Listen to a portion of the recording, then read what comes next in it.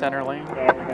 Came in as blocking something, and it was not a car, it was wood. Is that semi-stalled right there? We're pulling incidents up on camera so that we can get the troopers there and IMTs as quickly and effectively as possible. Yeah, IMT is there. Came really familiar with all of our roads, where everything is, honestly. Like, I feel like I know most of it like the back of my hand at this point. We are UDOT's eyes in the sky.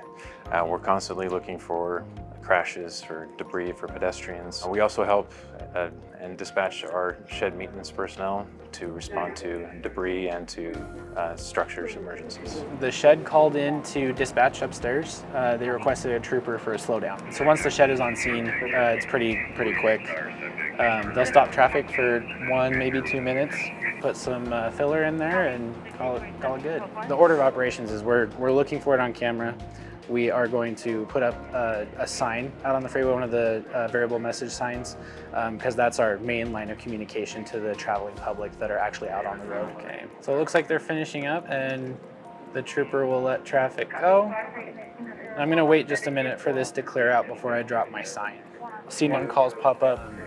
This small delay right here, only got to about 1/4 of a mile, is going to prevent much larger delays in the future. I think we get a lot more calls than people would think.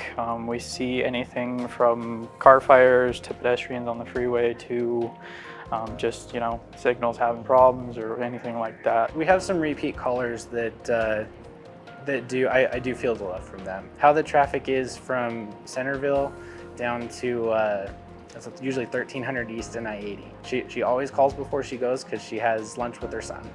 Everyone in this room is passionate about what they do, getting to know Utah. I love doing the job. Come back because I feel like I'm making a difference.